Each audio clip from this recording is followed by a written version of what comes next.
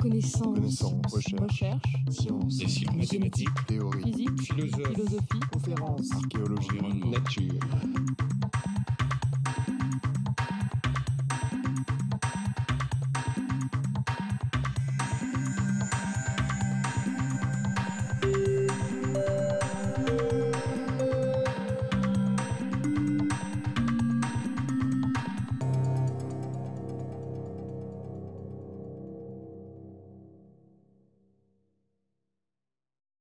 Donc merci d'être toujours là.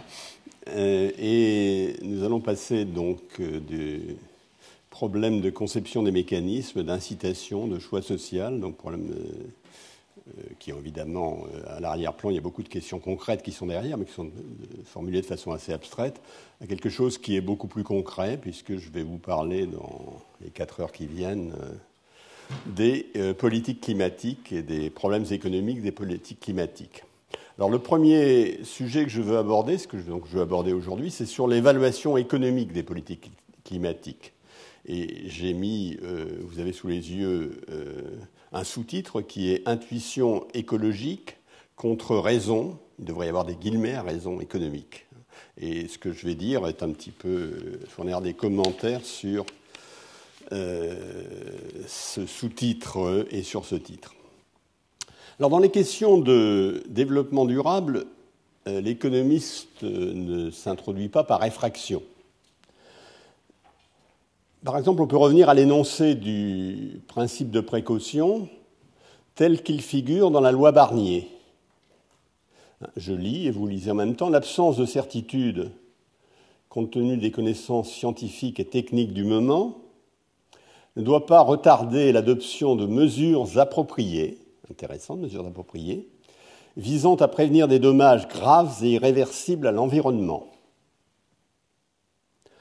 Alors, s'il faut évidemment insister sur les adjectifs graves et irréversibles, il faut évidemment aussi noter que la fermeté des principes, de l'énoncé des principes, s'accompagne d'un certain flou sur la nature et l'ampleur des mesures qui permettraient de les concrétiser. Par exemple, en matière de changement climatique, les mesures appropriées doivent-elles consister à arrêter immédiatement des émissions de gaz à effet de serre ou impliquent-elles seulement qu'on les stabilise à court terme, à moyen terme, etc. Alors pour nous éclairer, et là je reviens à mon point, la loi Barnier ajoute à un coût économique acceptable. Et donc la plupart des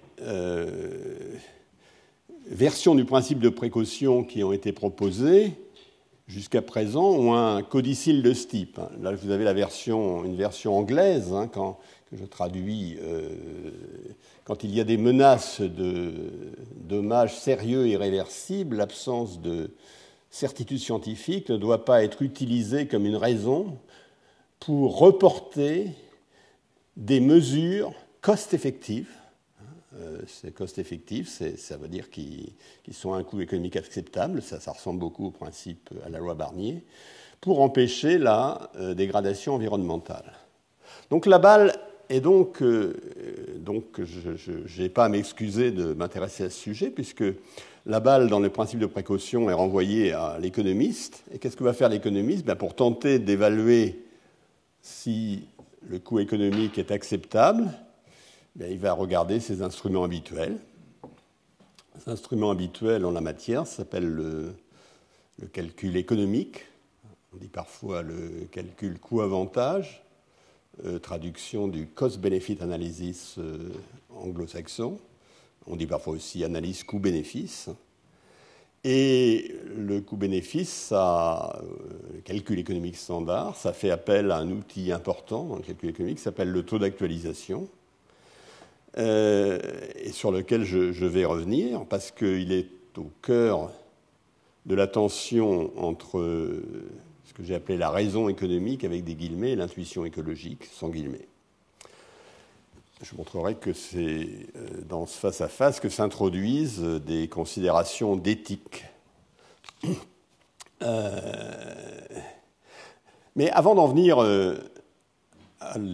ce calcul économique est en quelque sorte à aller dans le concept un peu plus conceptuel. Je voudrais dire quelques mots de qu'est-ce que c'est qu'un calcul économique des politiques climatiques. Et pour ça, je parlerai brièvement de ce que sont les coûts et les bénéfices et comment on les analyse. Et je ferai allusion à un des calculs économiques des politiques climatiques qui est bien connu, qui a eu beaucoup de succès, celui de Nicolas Stern, qui est cette année au collège par ailleurs, et qui a produit un rapport qui a eu beaucoup d'impact et beaucoup d'écho.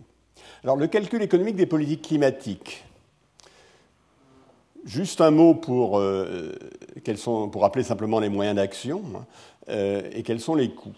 Alors, comment réduire les émissions de CO2 ? Je mets l'accent sur le CO2, qui est le dioxyde de carbone, parce que c'est le principal des gaz à effet de serre. On pourrait discuter très longuement, ce n'est pas le seul, je dirai un mot tout à l'heure. Alors, il y a une première solution qui est assez évidente, ou qui pourrait venir à l'esprit, c'est de revenir à un mode de vie pré-industriel.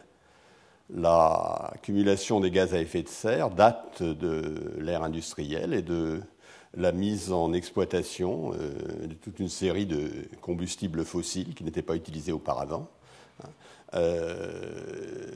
Utilisation à la fois dans l'industrie, à la fois pour les usages finaux de consommateurs, de consommation, etc.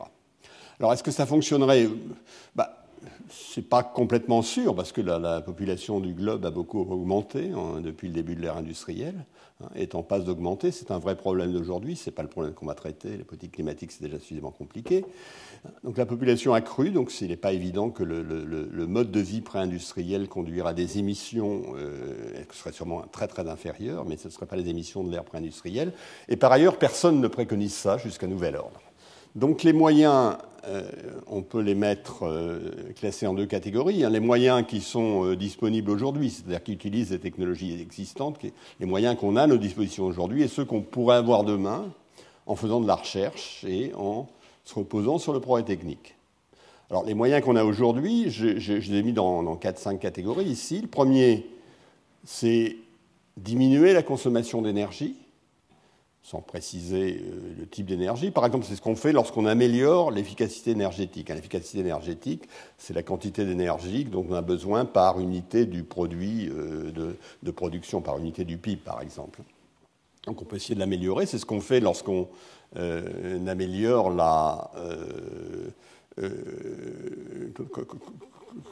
quand on améliore les bâtiments et c'est ce qu'on fait dans toute une série de cas. Deuxième catégorie d'action, c'est opter pour des énergies moins carbonées. Alors là, on a un petit problème, évidemment, c'est que le charbon, c'est aujourd'hui la source d'énergie la plus abondante, c'est la mieux répartie dans le monde, ou la moins mal répartie, et c'est clairement la plus carbonée. Dans la production d'électricité, substituer du gaz, qui est aussi une énergie carbonée, au charbon, est une bonne chose. Ça diminue les émissions de gaz carbonique, mais ça ne les amène pas à zéro, bien entendu. Troisième catégorie, opter pour des énergies sans carbone ou peu carbonées. Sans carbone, il n'y en a pratiquement aucune si on considère le carbone indirectement nécessaire pour la production de l'énergie, pour la production des usines, des matériaux, etc. Mais les énergies sans carbone ou peu carbonées, c'est d'une part le nucléaire et d'autre part les énergies renouvelables, solaires et éolien. Quatrième catégorie, c'est quelque chose dont qu'on connaît aujourd'hui, mais qui est susceptible d'être amélioré du point de vue technique, c'est séquestrer le carbone. Capturer le carbone, dit-on en anglais, carbon capture. Et il y a toute une série de possibilités de séquestration de carbone qui sont étudiées aujourd'hui et qui conduiraient éventuellement à améliorer peut-être les technologies existantes. Puis en fait, il faut se préoccuper des autres gaz à effet de serre, et ça, je le mentionne simplement pour mémoire. Deuxième grande catégorie de moyens, c'est espérer qu'on aura d'ici une ou deux décennies ou plus de nouvelles technologies plus efficaces et moins carbonées.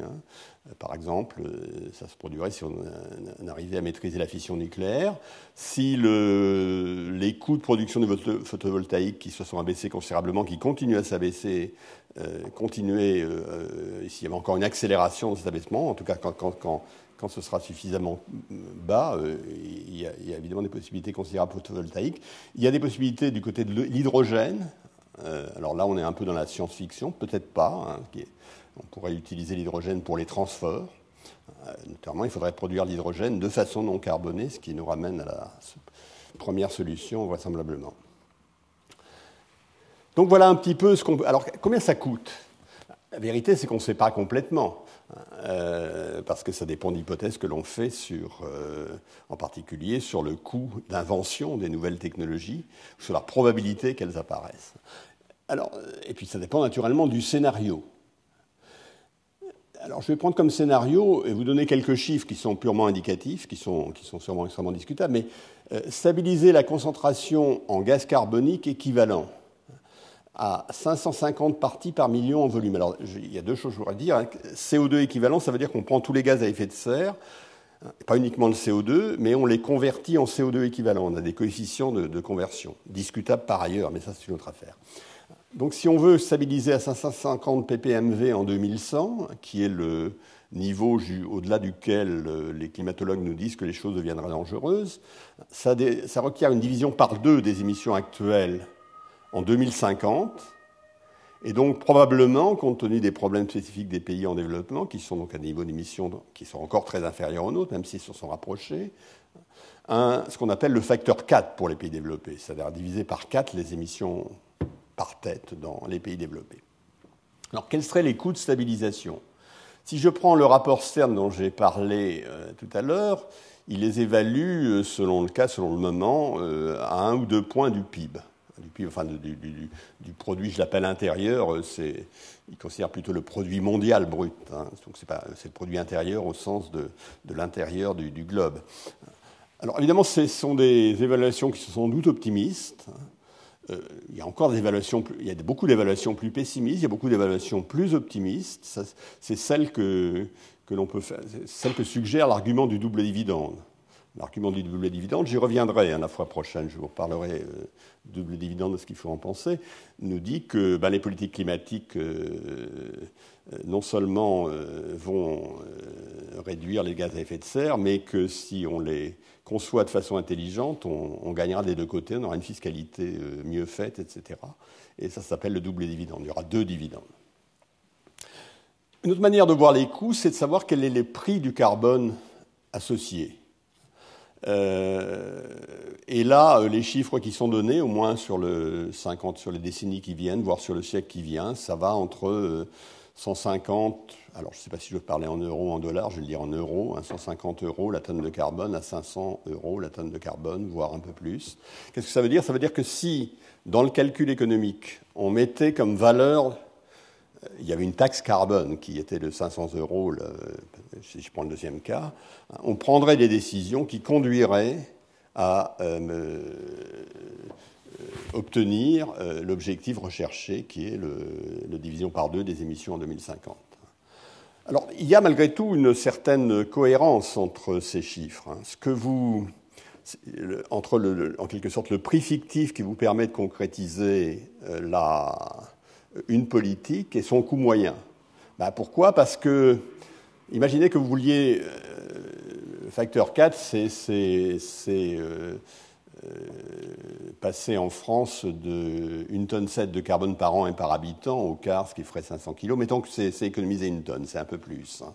Donc 1 tonne, si le prix du carbone est à 500 €, si le prix fictif du carbone qui permettrait d'obtenir ça est à 500 €, ça veut dire que en moyenne, les coûts des actions qui seraient entreprises sur la base de ce prix fictif seraient 250 € la tonne de carbone. Donc, baisser d'1 tonne, ça coûte à peu près 250 €. Alors, de toute façon, on est dans un régime permanent ici, 250 €, ce qui fait à peu près 1% du PIB. Donc on a bien quelque chose, ces chiffres ne sont pas complètement disjoints, hein, ils doivent être reliés.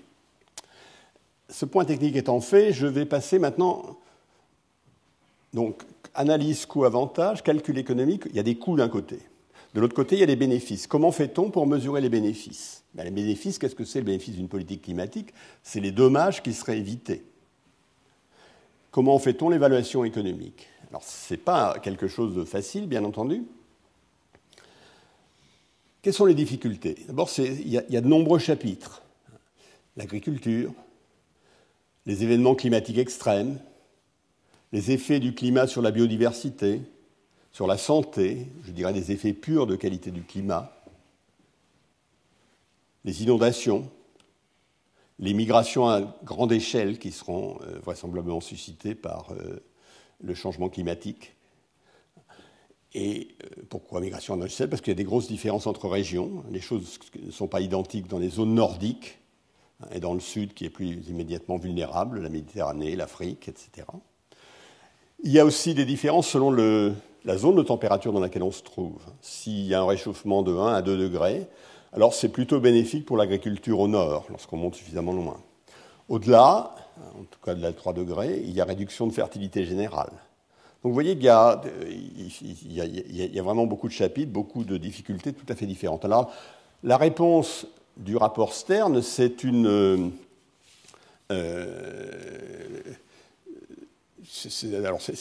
il est paru en 2006, hein, c'est un rapport volumineux.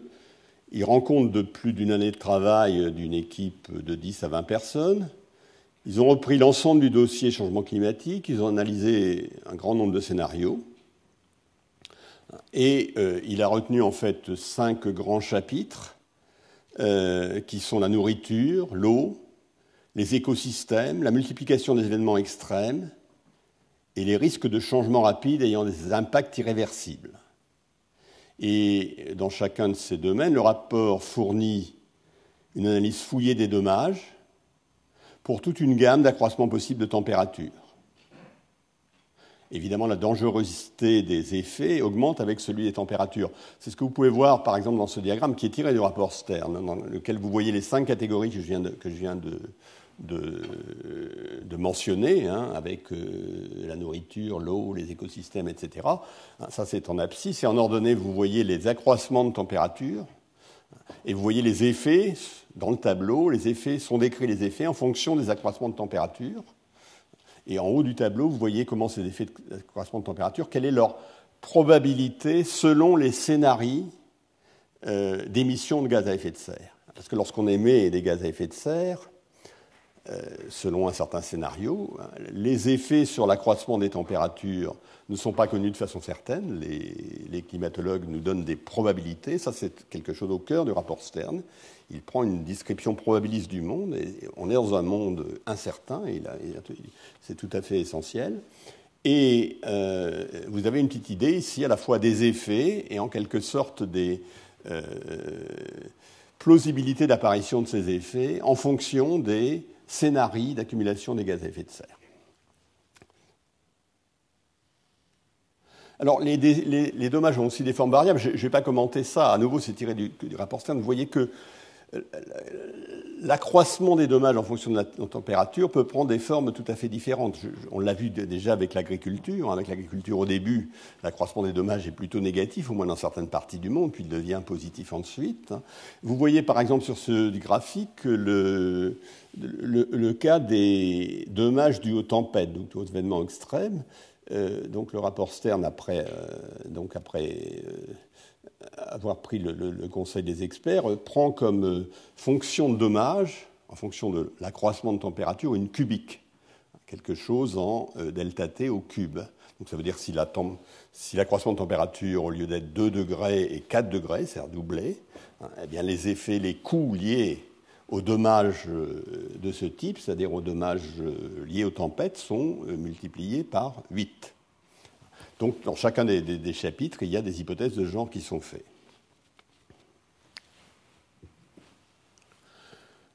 Alors, maintenant, ce que fait le rapport Stern, qui va au-delà, c'est qu'il propose une évaluation économique des dommages. Il fait un calcul économique, c'est-à-dire qu'il propose une monétarisation des dommages. C'est vraiment un des objectifs du rapport. Enfin, c'est une ligne constante qui a orienté ce travail. Alors, c'est inégalement difficile. C'est plus facile lorsque l'on a des valeurs marchandes qui sont associées. Regardez la valeur, le dommage sur l'agriculture, il faut regarder les prix des produits agricoles tels qu'on peut les apprécier aujourd'hui. Il y a pas mal d'incertitudes là-dessus. Les événements extrêmes, ça détruit des villes, des habitations, des maisons. Là aussi, c'est des coûts marchands. Hausse du niveau de la mer, c'est pour l'essentiel, il y a des coûts non marchands, mais il y a quand même beaucoup de coûts marchands pour essayer de s'en protéger. Pénurie d'eau, il y a aussi pas mal la logique marchande est aussi tout à fait présente. Et puis il y a d'autres sujets pour lesquels elle n'est pas du tout présente. Comment apprécier il est beaucoup plus difficile à faire intervenir. Comment appréciez-vous les effets du changement climatique sur la biodiversité ? Extinction probable d'un nombre d'espèces relativement large. On a quelques idées sur la manière de valoriser la biodiversité. Il y a eu des travaux qui ont été faits ces temps-ci, en France, en Europe, etc. Mais évidemment, c'est extrêmement délicat. Alors, je ne parle pas de comment évaluer la détérioration du climat à un endroit donné, comment évaluer les effets des migrations de grande ampleur qui seront susceptibles de se produire. Tout ça est bien sûr difficile. Alors, le rapport Stern prend le risque de monétariser ceci et de donner des pertes équivalences en proportion du PIB.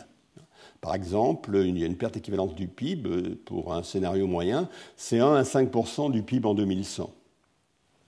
Mais cette perte moyenne est extrêmement variable selon les scénarios.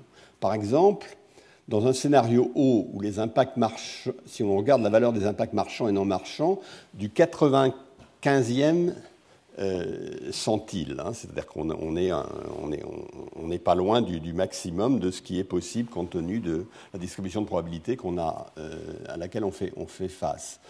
Ce serait 35% du PIB global en 2200. Qui évidemment est considérable. Donc vient le calcul économique. Si on a fait un effort pour apprécier les coûts, si on a fait un effort pour apprécier les bénéfices, on doit dire si les coûts sont plus petits que les bénéfices, les coûts d'une politique climatique résolue, donc qui sont plus petits que les bénéfices, c'est-à-dire que permettent d'éviter des dommages moindres, des dommages qui sont plus importants que les coûts qu'on doit consentir.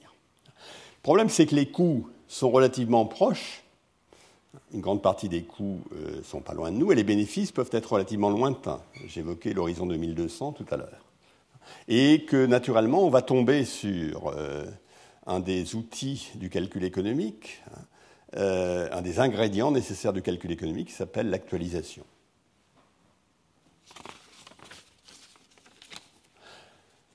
Alors, calcul économique et préservation du long terme, puisque là on est bien dans cette logique, sont-ils compatibles ? Alors pour vous introduire à ce sujet, je vais vous donner un certain nombre de... Je vais essayer d'illustrer comment le calcul économique écrase l'avenir, comment le taux d'actualisation écrase l'avenir, jusqu'à quel point et en fonction du taux d'actualisation qu'on retient. Par exemple, imaginez que je prenne un taux d'actualisation de 10%. Eh bien, si je dépense 1 euro aujourd'hui, pour que ce soit rentable, il faut que cet euro aujourd'hui me rapporte 120 dans 50 ans, ou 14 000 dans 100 ans. Avec un taux d'actualisation de 7%, mon investissement sera rentable s'il me rapporte moins de 30 dans 50 ans, mais 860 dans 100 ans. Avec un taux d'actualisation de 5%, il me faut, pour rentabiliser cet investissement d'1 euro aujourd'hui, 130 dans 100 ans, 17 000 dans 200 ans, c'est simplement le carré. Et avec un taux d'actualisation de 2%, ça devient plus raisonnable, il me faut 7 euros dans 50 ans, 7,3 dans 100 ans et 50 fois plus de 50 euros dans 200 ans. Donc, vous voyez la rentabilité exigée d'un investissement en fonction du taux d'actualisation. Et vous voyez bien l'effet pour la politique climatique. Je dépense l'euro aujourd'hui, les bénéfices seront demain, dans 50 ans, dans 100 ans, dans 200 ans. Et ces bénéfices sont écrasés par le taux d'actualisation de la manière que je viens d'indiquer. Alors, le taux d'actualisation, ce n'est pas un produit de l'imagination, hein, c'est un outil opérationnel. Alors, il est évidemment utilisé par les entreprises, alors sous un autre nom, et quelques entreprises avec des procédures qui sont plus ou moins lisibles, mais se réfèrent à nouveau plus ou moins explicitement au taux d'intérêt de l'argent qu'elles peuvent emprunter, au taux de rentabilité qu'elles doivent apporter leurs actionnaires, etc. Ça c'est même nature que le taux d'actualisation. Alors, il est aussi utilisé, il a été utilisé, mais il l'est toujours en principe, jusqu'à quel point j'en sais rien, dans le secteur public. En particulier en France, le commissariat général du plan avait la responsabilité d'afficher un taux d'actualisation. Le commissariat général du plan a changé de nom, il s'appelle le Centre d'analyse stratégique. Hein. La planification devient stratégie, mondialisation oblige, mais en principe, il annonce toujours un taux d'actualisation. Taux d'actualisation de référence qui est censé être utilisé par le secteur public, c'est-à-dire par les entreprises publiques, et par le secteur administratif stricto sensu.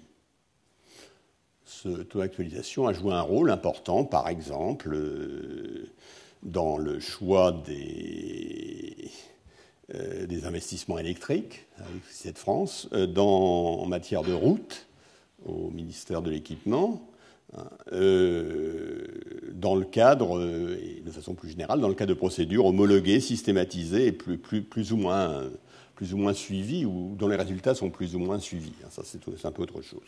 Alors, qu'est-ce qu'était le taux d'actualisation annoncé par le plan? Mais il a varié, hein, mais si je prends la période, je ne remonte pas trop loin, je prends la période des années 70, il valait encore à peu près 7%, il est retombé un peu à 5%, un peu moins pour les investissements longs, mais il est plus dans la zone très haute des taux d'actualisation que j'ai mentionnée ici, mais il est encore dans une zone qui est moyenne.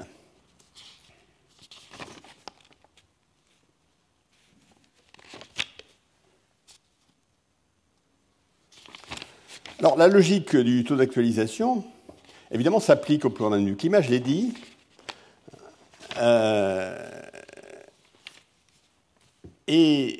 Comment l'appliquer? Alors, je vais prendre deux exemples associés à deux économistes. Le second, c'est toujours Nicolas Stern, qui est donc mon collègue cette année, après l'avoir été dans le passé à London School of Economics. Le premier est William Nordhaus, qui est un économiste de Yale et qui est l'auteur d'un modèle qui s'appelle DICE. Je vous passe le sigle, enfin l'explicitation du sigle, qui est simplement un modèle de croissance dans lequel il y a un facteur carbone, c'est un modèle assez standard, hein, et dans lequel il expertise les politiques climatiques avec des taux d'actualisation standards, hein, 5-6%. Et cet exercice conduit à préconiser des politiques climatiques que je dirais peu audacieuses, voire molles. William Nordhaus était toujours assez prudent dans les conclusions qu'il tirait de ses calculs. Ce n'est pas toujours été le cas de ses disciples. Par exemple, Björn Lomborg, qui est l'auteur d'un best-seller mondial qui s'appelle The Skeptical Environmentalist, hein, qui a été traduit en français par l'écologiste qui doute ou l'écologie sceptique, je ne sais plus, ou l'écolo qui doute, je ne sais plus. Livre qui d'ailleurs est un livre extrêmement intéressant, hein, dans lequel il dit beaucoup de choses qui sont intéressantes et qui paraissent convaincantes, dont je recommande la lecture, mais que je trouve particulièrement faible sur la partie climatique, parce qu'il reprend sans distance et sans esprit critique les conclusions de Nordhaus, et il plaide pour des politiques climatiques extrêmement molles, pour ne pas dire plus. Alors comment... donc ça, j'appelle ça la raison économique sans état d'âme. Pour réconcilier cette raison économique avec l'intuition écologique, le rapport Stern procède de la façon suivante. D'une part, il a mis beaucoup d'accent sur l'incertitude et sur l'approche probabiliste. Deuxièmement, il a mis beaucoup d'accent sur une évaluation exhaustive des dommages. Il essaie de ne rien oublier, c'est évidemment important. Et finalement, il fait un calcul économique. Il nous dit que ce calcul économique n'est pas très important, que ce n'est pas l'essentiel de son rapport, mais la vérité, c'est qu'évidemment que l'écho de ce rapport est lié au résultat de ce calcul économique, qui nous dit qu'il faut agir. Et le résultat de ce calcul économique dépend naturellement du taux d'actualisation qu'il a utilisé, qui est de 1,4%. Taux d'actualisation qui est justifié par toute une série de raisons sur lesquelles je vais revenir lorsque j'aurai expliqué un petit peu ce que veulent dire les termes qui sont en dessous. Là, j'y passe pour l'instant, mais c'est lié à taux pur de préférence pour le présent, la forme de l'utilité, les taux de croissance, etc. Et il faut noter que la valeur, je vais simplement noter avant d'aller plus loin, c'est que la valeur actuelle des dommages, si vous prenez la vision Nordos, 6%, Nordos un peu haut, la vision Stern, 1,4%, la valeur actuelle des dommages, telle que mesurée par Stern, est au moins 50 fois supérieure avec le taux bas qu'avec le taux haut. Alors, qui a raison ?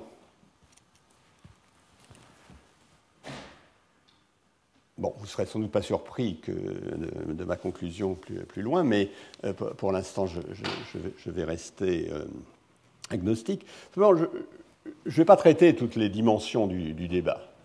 Je vais simplement donner quelques coups de projecteur préliminaires sur le débat, juste pour mémoire. Et ensuite, je vais reprendre de plus près deux argumentaires. L'un qui me tient à cœur et l'autre qui tient à cœur à Martin Weitzman, qui est un économiste de Harvard. Alors, quels sont les arguments qui sont évoqués, que les gens mettent sur la table dans les débats ? Il y a premièrement l'argument de redistribution. Qu'est-ce qu'il y a derrière l'argument de redistribution ? Il y a un petit peu la question, est-ce que 1% du revenu d'un riche vaut-il plus ou moins que 1% du revenu d'un pauvre? Alors, le riche, en l'occurrence, pour le problème climatique, étant plutôt notre descendant, censé être plus riche que nous, et le pauvre étant nous,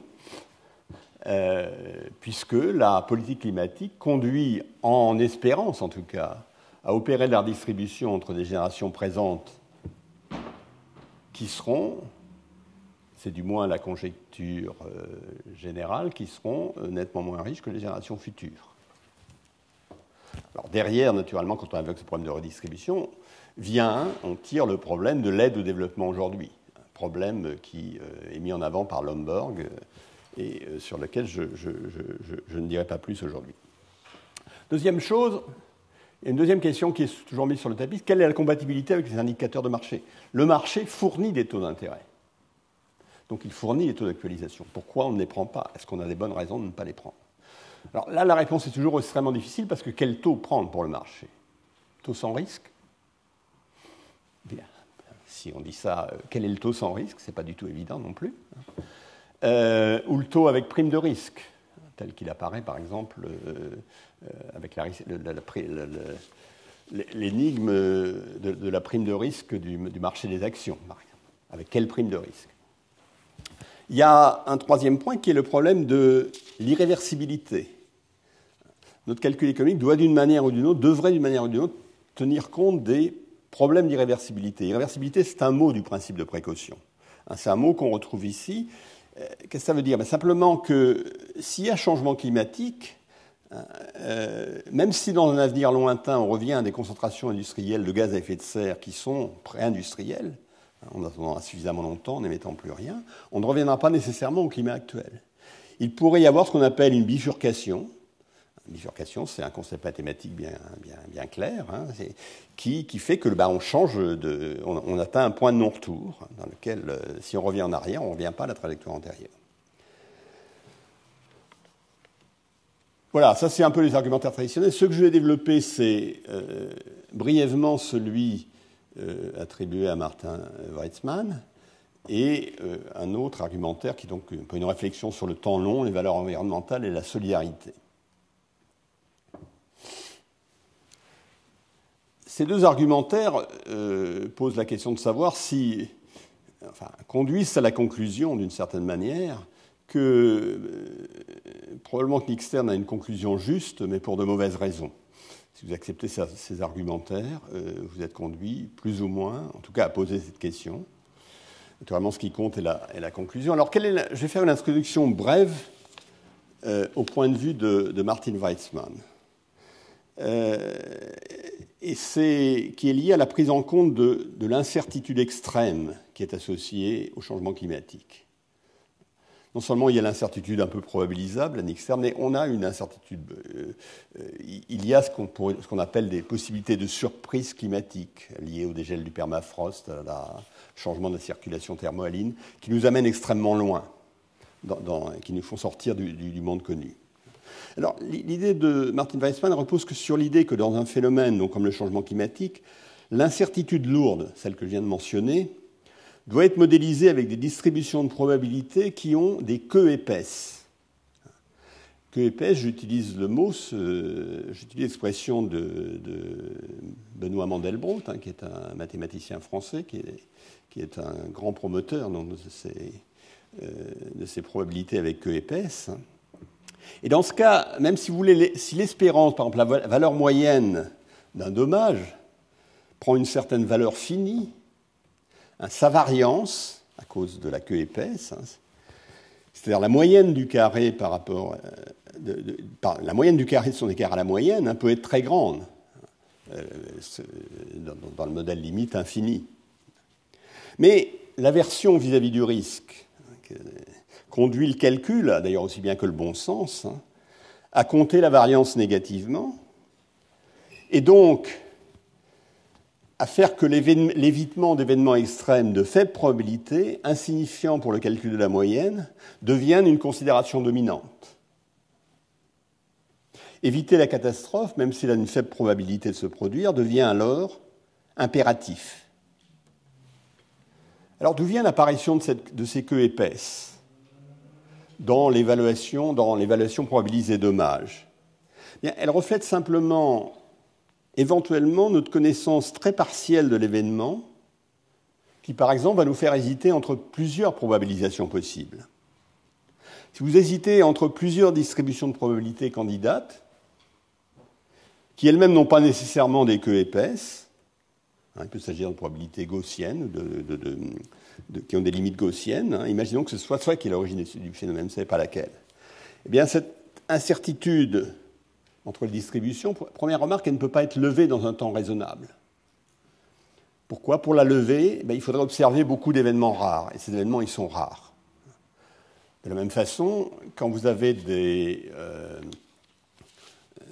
lorsque vous voulez définir ce qu'est une crue décennale, une crue centenaire, une crue millénaire pour une rivière, vous le faites avec des modèles probabilistes qui sont faciles à vérifier pour les crues décennales, parce que ça arrive assez souvent, et de plus en plus difficiles à vérifier lorsqu'on passe de la crue centenaire à la crue millénaire.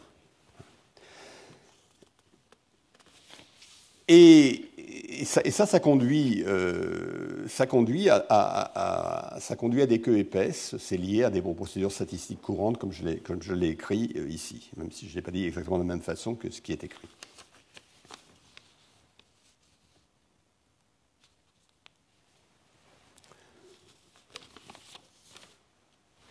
Alors je me propose, pour réconcilier la raison économique et l'intuition écologique, je propose une autre direction de réflexion sur laquelle j'ai personnellement travaillé avec un certain nombre de co-auteurs et qui va introduire trois considérations préliminaires sur lesquelles on va jouer. La première concerne la nature des ressources environnementales, je dirais la finitude des ressources environnementales, qui conduit à distinguer l'environnement des autres biens. Alors, naturellement, l'environnement, c'est une réalité multidimensionnelle, biodiversité, qualité du paysage, qualité de l'air, qualité du climat. Donc, si je parle d'environnement en général, ou de qualité environnementale, je mets en avant une abstraction qui est commode pour la clarté de l'exposé, mais évidemment trop simplificatrice. mais je ferai comme si on pouvait définir une qualité environnementale un petit peu agrégée, et c'est à partir de là que je vais réfléchir, ou un bien environnement. Ceci étant entendu, ce bien environnement est disponible en quantité limitée. Il n'est pas reproductible, il n'est pas multipliable. À la limite, on pourrait peut-être l'augmenter un peu, mais pas beaucoup. Et donc, en ce sens, il est radicalement différent du bien standard des économistes, parce que les biens standards, les biens privés en particulier, peuvent être multipliés, que l'optimisme moderne conduit à penser, à tort ou à raison, que cette multiplication n'a pas de limite, ou les seules limites liées à l'épuisement de l'écosystème. Alors, est-ce que la crise va amender cet optimisme? Je ne sais pas, mais c'est pas clair. Mais c'est évidemment une première différence forte entre la consommation d'un bien environnemental et les consommations de biens habituels. Alors, l'environnement n'appartient pas non plus à la catégorie de ce qu'on appelle les ressources non renouvelables, car il peut être préservé, voire amélioré, si l'on en fait un usage précautionneux. Les ressources non renouvelables, elles disparaissent au fur et à mesure qu'on les utilise. Ce n'est pas le cas de l'environnement. Il peut rester. Donc ce n'est ni un bien privé, ni une ressource non renouvelable, détruite par l'usage. Donc, une autre manière de le dire, c'est que nous, pour l'instant, en tout cas, nous avons une seule planète. Et que jusqu'à nouvel ordre, nous ne savons pas fabriquer une planète artificielle qui constituerait un substitut de cette planète actuelle. Ça nous amène à la deuxième question, à la deuxième considération fondamentale, ce que j'appelle la substituabilité. Alors je prends la substituabilité au sens que les économistes donnent à ce terme, mais je crois que c'est un sens qui est complètement intuitif. Admettons que l'on puisse accroître exponentiellement le nombre ou la quantité des biens privés. Vont-ils se substituer au bien environnement, c'est-à-dire conduire à le remplacer, du moins jusqu'à un certain point? À nouveau, ce serait possible si l'on devenait capable de fabriquer une planète artificielle, qui constituerait un substitut parfait de notre planète actuelle, et on pourrait jusqu'à un certain point négliger la planète sur laquelle nous sommes. La question qu'il y a derrière, c'est quel est le degré de substituabilité, ou pour employer un autre mot, le mot contraire, de complémentarité. Alors je prends le mot complémentarité en sens intuitif, mais à nouveau qui renvoie au sens technique qu'il a en économie, entre l'environnement et les biens, j'appelle standards. En l'absence totale de substituabilité, accroître beaucoup la disponibilité des biens privés, qui sont des biens artificiels, ajoutera peu à notre bien-être à partir d'un certain moment. A l'inverse, avec une grande substituabilité, il est possible de s'adapter sans coût excessif. Évidemment, la substituabilité dans le domaine du changement climatique, à un sens, recouvre notre capacité à compenser les changements attendus par l'adaptation en payant un certain prix. Elle est tout à fait au cœur de l'incertitude qui entoure, sinon le phénomène, il y a de l'incertitude sur le phénomène, du moins sur ses conséquences. Un des problèmes, on ne sait pas si dans une planète avec 5 degrés de plus, jusqu'à quel point ce serait supportable ou insupportable. On ne sait pas à quel point, dans mon vocabulaire, la production de biens standards est un substitut qui pourrait compenser la dégradation de l'environnement.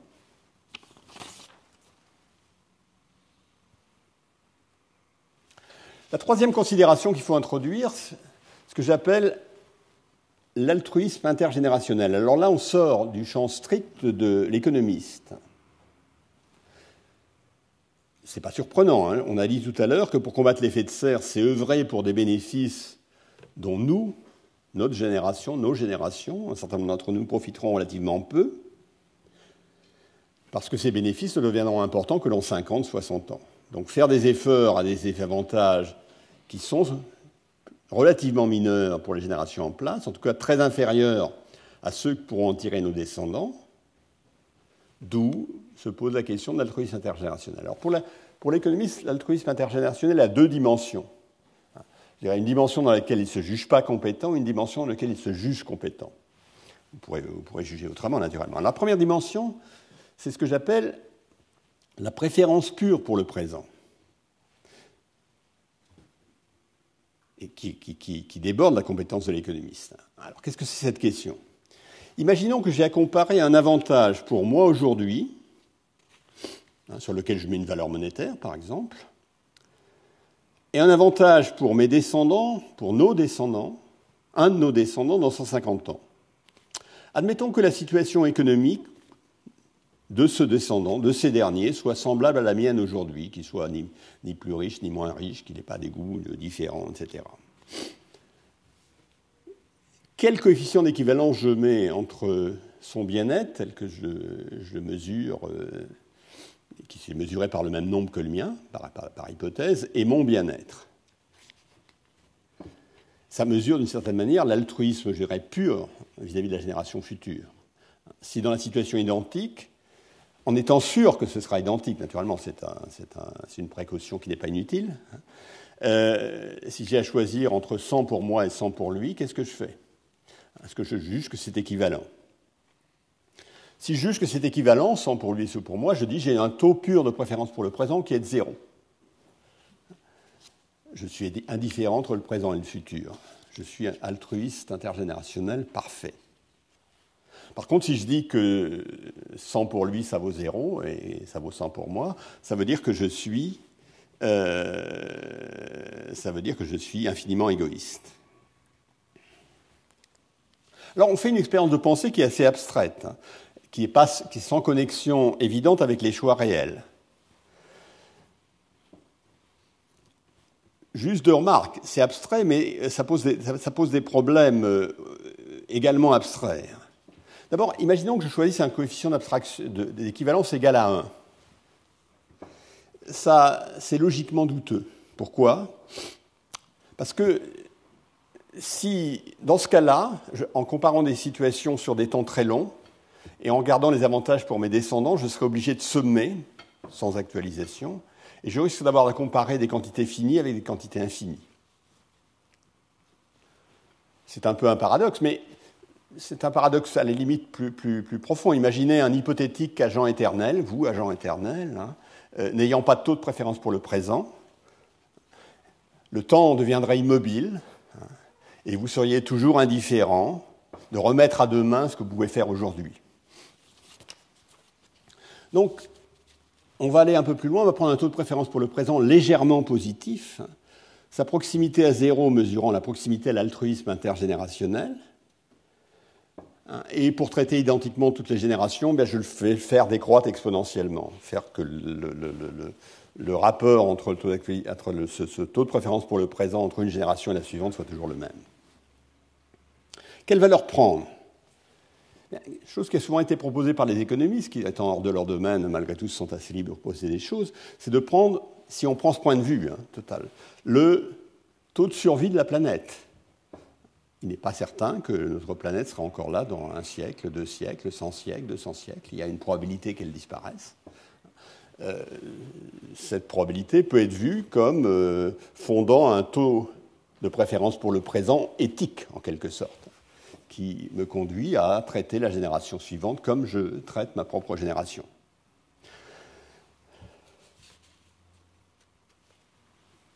Alors, la plupart de ce taux n'est quand même pas très populaire chez les économistes. La plupart des économistes plaideraient pour un nombre plus élevé, soit parce qu'ils n'acceptent pas le point de vue normatif que je prends, ils veulent un point de vue positif, ce que font les gens sur le marché, soit parce qu'ils pensent qu'il est tout à fait difficile d'être tout à fait sûr que notre descendant appréciera autant que nous l'avantage qu'il lui a consenti, soit parce qu'ils pensent qu'on ne peut pas raisonner en toute absence d'incertitude, et que l'introduction de l'incertitude conduit à augmenter ce taux de préférence pure pour les présents lorsqu'on veut être un peu pragmatique. Je ne vais pas débattre au fond ni plus loin de cette affaire, mais c'est la première dimension.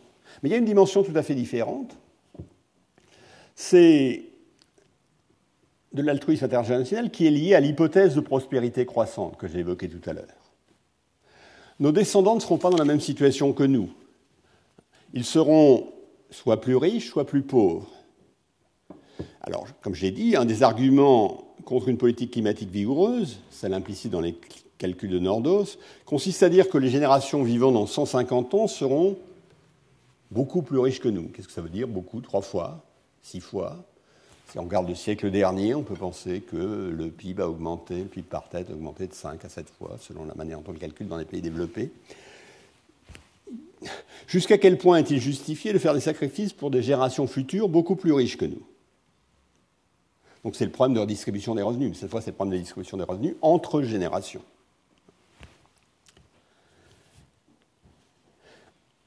Supposons que nos descendants en 2100 soient 2 fois plus riches que nous. Imaginons qu'en sacrifiant 1% de notre revenu actuel, nous puissions accroître de 1% leur revenu demain. C'est-à-dire que leur gain exprimé en termes de leur propre revenu serait égal à 2 fois ce que nous aurions perdu. Faut-il le faire? Ben ça dépend de quelque chose sur lequel les économistes s'estiment compétents, qui est la mesure de la satiété, ou la mesure de ce qu'on appelle l'élasticité marginale de l'utilité dans les formulations agrégées de l'utilité. Si elle est égale à 1, comme c'est plus ou moins implicite dans les calculs de taux d'actualisation du rapport Stern, alors il faut le faire. Si elle a des valeurs qui sont plus proches de celles qui justifient 5-6% de Nordos, alors il ne faut pas le faire. Alors évidemment, ça pose des questions plus fondamentales. Cette idée, c'est l'idée de satiété. Question plus fondamentale, est-ce que la course que nous menons visant l'accumulation des biens matériels donne plus de bonheur, plus de satisfaction, plus de bien-être, et jusqu'à quel point? Ça, à nouveau, elle relève de la morale, mais là, c'est une dimension économique au sens large du terme. On peut avoir des idées assez différentes sur la manière d'y répondre. Voilà, maintenant, je suis prêt à décrire un monde assez simple dans lequel il y aura 4 paramètres. J'ai une discussion un peu compliquée. Je vais faire une maquette. Ça, c'est le biais de la modélisation des théoriciens comme moi. Faire une maquette. On va faire un monde dans lequel il y a 4 paramètres. Premier paramètre, indique la capacité de l'économie à multiplier les biens. Je ne vais pas le décrire très précisément. Le deuxième indique le degré de substituabilité entre le bien environnemental et le bien classique. Le troisième, c'est le taux de préférence pure pour le présent. Et le quatrième mesure la manière dont on considérera les besoins de nos descendants, en tenant compte du fait qu'ils seront éventuellement plus pauvres que nous, et donc avec plus de besoins, ou plus riches que nous, et avec moins de besoins. Et en faisant une hypothèse sur la manière dont on peut satisfaire ces besoins.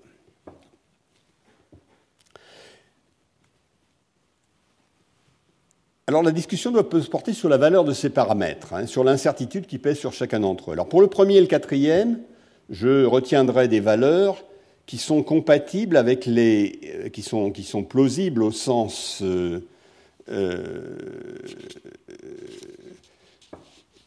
par exemple pour la première capacité de l'économie à multiplier les biens, je prends des valeurs qui sont compatibles avec les taux d'actualisation de marché qu'on observe. Pour le quatrième, l'élasticité de l'utilité marginale, je prends des valeurs qui sont compatibles avec ce qu'on trouve dans les livres d'économie, ce qu'on trouve, les valeurs qui sont jugées les plus plausibles pour l'utilité de l'élasticité marginale en se fondant sur des expériences, sur des tas de choses, sur le comportement des gens sur les marchés, etc. Par contre, pour le deuxième paramètre qui constitue la substituabilité, je vais dire qu'il y a une réelle incertitude sur sa valeur. Et que on peut en faire des estimations, mais elles sont extrêmement... on peut estimer plus ou moins la substituabilité. On sait comment varient les consommations de biens environnementaux en fonction du revenu, en fonction de la richesse des gens au cours du temps. Donc on a peut-être des petites idées sur ce paramètre, mais je vais le considérer comme quelque chose de tout à fait incertain. Et puis par contre, le taux de préférence pure pour le présent, je vais le prendre très faible, assez nettement supérieur au taux de survie de la planète, mais inférieur à 1%, en prenant 0,1%. Dans ces conclusions, l'analyse peut être conduite à son terme, transposée au problème climatique, même si je ne suis pas exactement le problème climatique, et si la transposition appelle un certain nombre de réserves et de prudence. Et je prétends que les conclusions qu'on tire de l'analyse de cette maquette réconcilient très largement l'intuition économique et la raison économique. Alors la raison économique est pleinement présente. À nouveau, les taux d'actualisation qu'on utilise pour les biens de consommation, ils sont 4-5%, ils sont assez standards. Et ils sont relativement élevés. Et c'est dans le modèle des taux, comme dans l'argumentaire économie standard, c'est des taux effectifs auxquels on peut effectivement transférer de la richesse entre générations. C'est un argument pour l'utilisation de ces taux d'actualisation. Donc là, l'analyse aussi fait pleinement droit à l'argument selon lequel il est inutile de se sacrifier pour des générations qui seront plus riches que nous, ou 3 fois plus riches que nous. Alors pourquoi, en particulier, naturellement, cette analyse ne va pas faire disparaître les désaccords, mais elle les localise. Et par ailleurs, je n'ai pas le temps de développer, mais elle conduit aussi à énoncer une sorte de précaution, un principe de précaution bien formulé. C'est-à-dire ce qu'on arrive à démontrer, c'est que, en ce qui concerne l'incertitude, si c'est des accidents qui se produisent à assez long terme, il faut faire, même si la probabilité est relativement faible, il faut faire comme si leur probabilité était assez élevée, en gardant un cadre absolument strict de maximisation de l'espérance d'utilité. Donc il y a une forme de principe de précaution qui vaut dans ce monde, qui peut être démontré et qui a une forme explicite, qui n'est pas totalement vague comme le sont jusqu'à un certain point les énoncés standards. Alors pourquoi... Quel est un peu le fond de l'argument, résumé en 2 mots?